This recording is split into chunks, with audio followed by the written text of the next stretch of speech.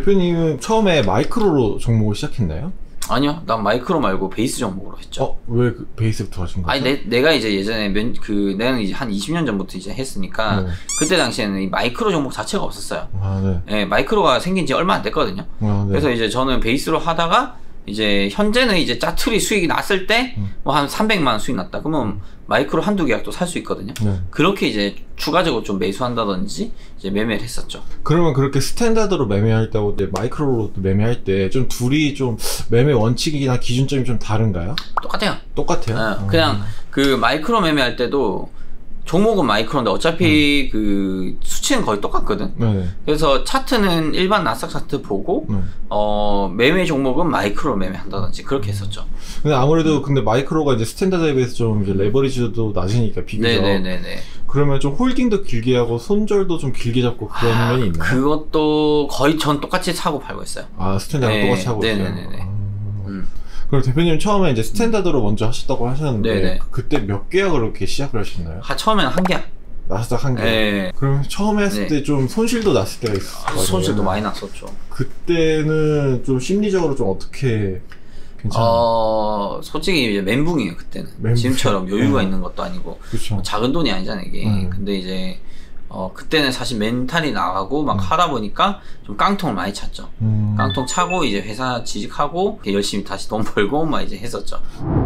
해외 선물 하기 전에 주식도 해보고 이제 EAW도 해보고 이제 여러 경험을 하셨잖아요. 근데 그럼에도 불구하고 해외 선물 했을 때 좀 멘탈이 많이 힘들렸나요?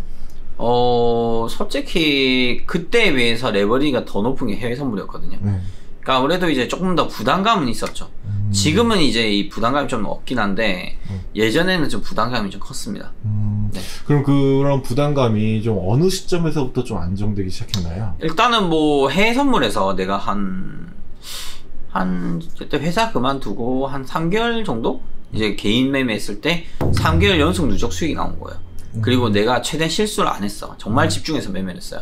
손절도 딱 지키고 어느 정도 포인트 나왔을 때 과감하게 딱 들어가고 이제 수익 날 때 팔고 다시 손절 나갈 자리면 손절하고 다시 좀 대기했다가 다시 진입한다든지 이렇게 매매를 좀 철두철미하게 하다 보니까 수익이 좀 쌓여가기 시작하더라고요. 그리고 그냥 일반 그 개인 통장에도 돈이 좀 제가 묻어놨었거든요. 수익 날 좀 빼놓고 이렇게. 그렇게 좀 쌓여가다 보니까 그때부터 이제 어느 정도 내가 반열에 올랐구나 해서 계약수를 한 3개월 차 좀 지나면서부터 한 계약씩 늘려갔어요. 왜냐면 계약수를 이제 늘려야지만 누적 수익이 더 커질 거 아니에요. 근데 이제 막상 계약수를 늘리니까 또 부담스럽더라고.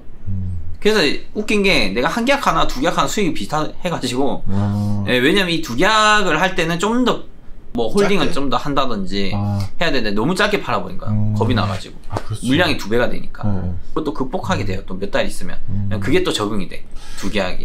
대표님이 처음 나스닥 하실 때 아마 증거금이 뭐 2천만 원 가량 정도 됐었잖아요.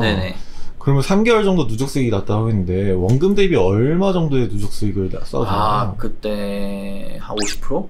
50%면 1,000만 원 정도? 네, 1,000만 원. 그러면 3개월 뒤에 계약수를 하나 더 늘렸다고 했는데 그럼 나머지 1,000만 원은 어떻게 해서 또 늘리신 거죠? 사실 이제 내가 은행 대출 받아놓은 것도 있었고 앞에 수익 낸 것들이 좀 모였다 했잖아요. 그런 것들을 좀 합산해서 한 계약 정도 늘렸었어요. 그러니까 이게 부담스러운 거야. 왜냐면 내가 말했다시피 계약수도 2배는 2배인데 돈이 더 많이 들어갔잖아요. 내가 모아놓은 걸 또 넣은 거란 말이야. 그러니까 이게 뭔가의 그 여유가 없다 해야 되나? 그렇군요. 근데 조금 그것도 몇 달 지나니까 또 극복되더라고요. 그러니까 계약수가 처음에는 내가 5계약까지 하는데도 거의 1년 가까이 걸렸어요. 5개 하는 데까지만 해도. 부담스러워가지고. 3개월 누적 수익 났다 했잖아요. 그때 당시에 매매는 매일매일 이렇게 진입했던 편인가요? 아니면 좀. 거의 매일 했죠. 매일 진입했던 편이었어요? 미국 시장이 열릴 때만 이렇게 매매를 하셨나? 아니면 프리시장 때도 같이? 프리시장 때도 했어요. 보통 승률은 어떻게 되셨어요? 승률은 나쁘지 않죠. 한 80% 이상 됐고. 중요한 건 이제 내가 한 번씩 손절을 제대로 못해가지고 훅 갈 때가 있었거든요. 그러니까 이건 내가 봤을 때 승률도 중요한데 손절을 얼마나 잘 지키느냐도 되게 중요한 것 같아요. 그럼 어느 시점부터 그렇게 이제 자신의 그 매매 비중을 좀 조절하기 시작했나요? 사실 그 전부터 비중을 나름 조절한다 생각했는데 좀 본격적으로 한 거는 한 1년 지나면서부터 누적 수익 나오기 1년 지나면서부터 비중 조절 좀씩 했던 거야. 2계약 이렇게 4계약 들어갈 때도 있고. 혹시 뭐 그렇게 하게 된 뭐 계기가 따로 있을까요? 약간 나름의 그 리스크 관리였던 것 같아요. 네, 나름의 리스크 관리였고 최대한 손절 안 보는 구간에서 이제 매매하려고 했었고 네, 물리더라도 가는 놈 위주로 배팅하려고 했었고 그러다 보니까 이제 이래저래 시행착오 겪으면서 나름의 그 노하우가 터득된 것 같아요. 어떻게 보면 이제 대표님도 자신의 자산의 뭐 100%를 넘어서 이제 은행의 대출까지 합쳐가지고 이제 계약수를 늘리던 거잖아요, 처음에. 그렇죠, 그렇죠. 근데 이제 지금 시점에서 이제 그렇게 이제 매매를 하시는 다른 분들한테 이제 예를 들어서 이제 대출 받아서 이제 계약금 늘리는 그런 분들에게 혹시 하고 싶으신 거 있을까요? 그러니까 이제 이렇게 했으면 좋겠어요. 처음에 마이크로 종목이든 작게 시작을 하세요. 작게 시작을 해가지고 내가 모아둔 돈으로 이 정도 잃어도 된다라는 생각으로 그 자금만 갖고 매매를 하시는 거 추천드리고 공부하는 거 추천드려요. 여기서 공부를 한 거 이론 공부는 당연히 해야 되는 거고 이런 건 기본입니다. 차트 기본적으로 양봉, 음봉, 뭐 이평선 볼 줄 알아야 되고 패턴, 지지선, 저항선 이런 거 다 볼 줄 알아야 돼. 이거는 그냥 기본이고 제가 봤을 때 한두 달이면 이거 충분히 다 습득하거든요. 자, 그런데 이제 뭐 다 아시겠지만 이론보다 실전이잖아요, 결국에는. 그런데 이 실전 같은 경우에는 하면서 늘어요. 하면서 몇 번 계속 플레이를 해야 돼요.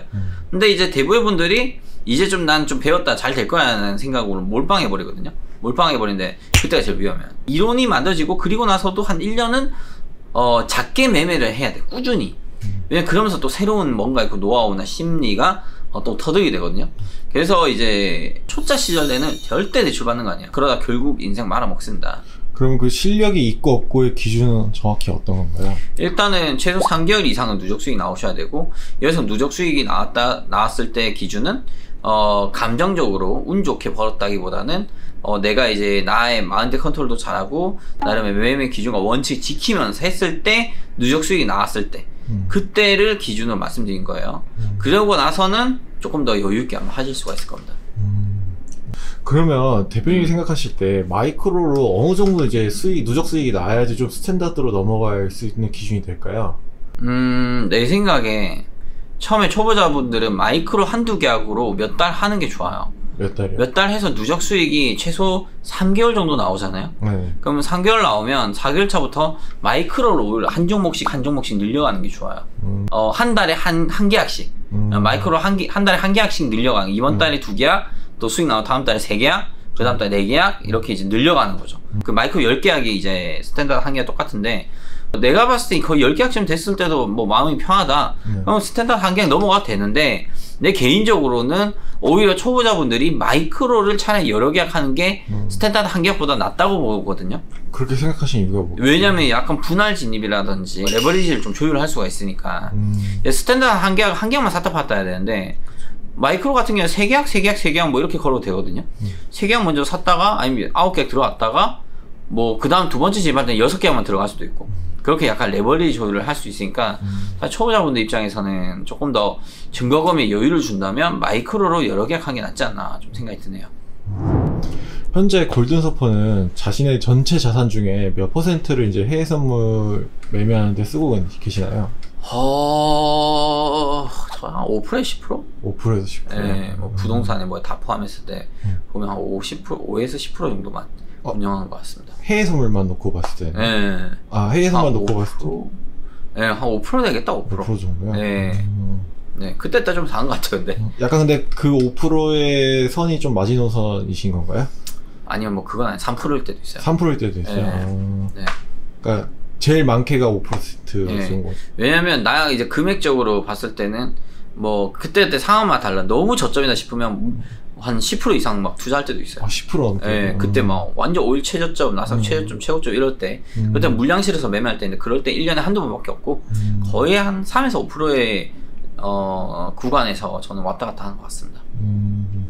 이제 해외 선물을 하시는 분들한테도 좀 네. 자신의 전체 자산 중에 한 몇 % 정도 이제 하는 게 가장 근데 이게 자산이 얼마에 따라 달라지거든요, 사실은. 네. 근데 저는 일단은 그 퍼센트는 본인 스스로가 정해야 된다고 봐요.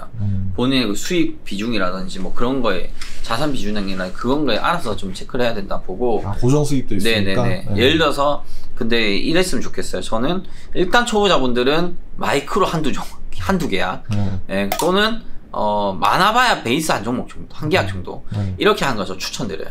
지금 여기서 내가 왜 그렇게 얘기를 하냐면 자산이 100억이 있든 1000억이 있든 1억이 있든 초보자분들이 해외 선물 하잖아요.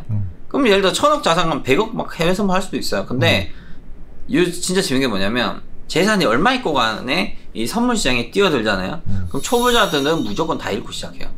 그래서 그래요. 그래서 작게 시작하는 거예요. 그러니까 이게 퍼센트가 의미가 없다는 게 자산이 많은 사람들 봐봐요. 뭐 예전에 대기업 회장이 뭐 선물 옵션 시장에 투자했다 몇천억 날렸잖아요. 맞아요, 그죠? 맞아요. 구찌가 커요 그렇게. 근데 결국 날렸잖아.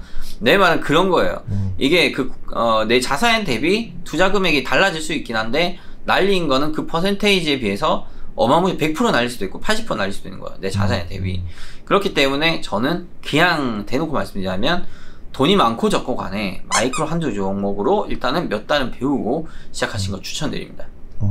어제가 이제 월요일이었잖아요. 네. 나스닥이 16,000을 넘어섰어요. 그렇죠. 보니까. 네. 어제 방송에서는 자리 진짜 타점 다 잡아주고 다 수익 엄청 많이 났거든요. 어떤 타점인지 한번 설명해 주실 수 있나요? 네, 일단 지금 골드가 진짜 최고인데 여기 보이죠? 이 흰색 선. 네네네. 이게 울트라 차트의 장기 추세선이거든요. 이게 몇 분봉 차트? 이게 15분봉이에요. 아, 네. 15분봉인데 보통 이제 이런 자리 오면 걸리거든요. 네. 그래서 이제 1968에 매수했었는데 이렇게 보세요. 68 매수, 60 매수.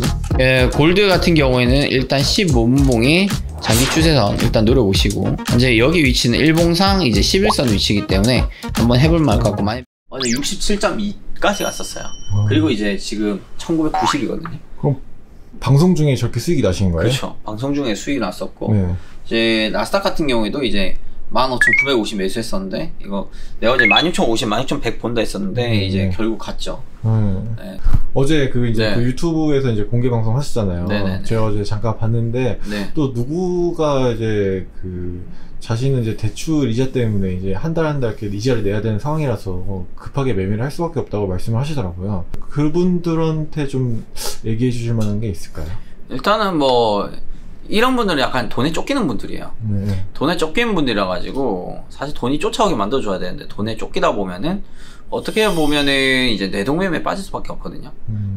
예를 들어서 이제 내가 오늘 이번 달 얼마라는 돈이 나가야 되는데 그 돈만큼 벌어야 돼요. 꼭 벌어야 된다. 네, 꼭 벌어야 되기 때문에 어떻게 쥐어짜서 돈을 벌려고 하는 분들이에요. 쥐어짜서 돈을 벌려면 벌릴 수도 있겠죠. 뭐 초단타 스캘핑 매매나 뭐 이렇게 할 수 있는데 제 경험상 그렇게 여유가 없게 매매를 하다 보면은 어떤 상황이 벌어지냐, 오히려 남은 자금까지 더 토해내버리는 상황이 또 생길 수 있어요. 오히려 그럴수록 진짜 좋은 자리, 찐자리 위주로만 좀 대응하시는 거 추천드리겠습니다. 어떻게 보면 이제 그 이자라는 게 한 달에 한 번씩 내는 거고, 한 달이라는 시간이 이제 거래일로 따지면 한 20거래일 정도 되잖아요. 네네네. 짧지 않은 일수예요, 어떻게 보면. 근데 그거를 이제 하루하루 이제 그 내야 된다는 그 생각에 계속 네. 이제 조급하게 된다는 거죠. 네네네, 네. 그쵸. 그게 안타깝죠, 뭐. 네. 대표님도 혹시 그런 경험이 있으신가요? 나도 당연히 있죠. 나도 당연히 있어요. 예전 네. 투자해보다는 이제 뭐 친구 돈도 빌려서 해보고, 은행 돈도 대출 받아서 해보고 했는데, 그러니까 쪼들리더라고. 막 쫓기게 돼. 이번 달에 얼마 챙겨줘야 되는데, 오히려 챙겨주려고 하다가 남은 원금까지 날리고 있는 거야. 그럼 또 돈 더 한 데서 돈 빌려야 되는데 안 되니까 결국에는 미안하다 연락하고 막 했었죠. 네. 근데 어쨌든 내가 어느 순간부터 그래서 난 투자할 때 절대 난 남의 돈 받지 않겠다 그 마인드가 있거든요. 지금도 그렇고. 일단 빌려주지도 받지도 않아요 그냥. 네, 그래서 아무튼 그런 거를 조금 이제 생각하시고 해외 선물 시작하는 걸 추천드립니다.